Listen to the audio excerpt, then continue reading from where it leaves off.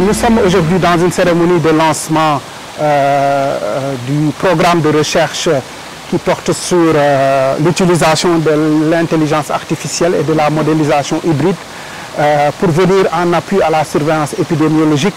des maladies zoonotiques, donc dans un contexte de changement climatique.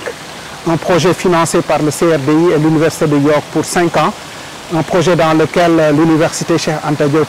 qui est récipiendaire, avec mes collègues de l'ESP, de la faculté de médecine, de la faculté de sciences et d'autres acteurs pour mener à bien ce projet qui vise à tester et à implémenter des outils de l'intelligence artificielle pour tirer profit de ses avantages tout en se préservant de ses inconvénients pour améliorer la détection précoce qui est un des points noirs de la surveillance épidémiologique des maladies zoonotiques au Sénégal. Le rectorat se félicite et s'enorgueillit d'avoir au sein de l'UCAD des équipes de recherche fortement représentées et qui ont eu la chance de pouvoir bénéficier de financements extérieurs, en particulier donc, du gouvernement canadien par le biais du CRDI. Donc l'UCAD a pour vocation de promouvoir la recherche et la formation, mais également d'inciter les chercheurs à pouvoir compétir dans des fonds compétitifs pour pouvoir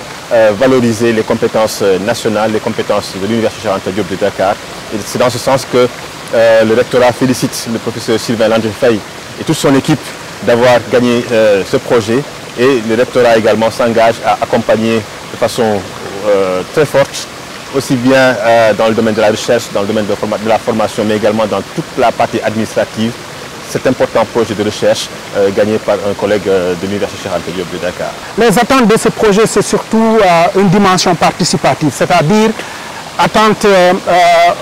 avoir la plupart des acteurs qui prennent des décisions dans ce domaine, parce que nous sommes des chercheurs et nous devons mettre à la disposition des décideurs de la connaissance renouvelée basée sur des évidences empiriques et actualisées. Notre préoccupation, c'est aussi de pouvoir tester des applications et de voir dans quelle mesure on peut les domestiquer dans le système de santé, que ce soit en santé humaine, animale, etc. Nous voulons aussi, une des plus grandes préoccupations, la dimension communautaire, parce qu'en matière de surveillance épidémiologique basée sur les événements, on ne peut rien faire sans les communautés, parce que c'est de là que tout part. Et notre plus grande préoccupation, c'est de les mettre aussi au cœur du processus. Le dernier mot, c'est d'œuvrer pour une IA éthique et responsable.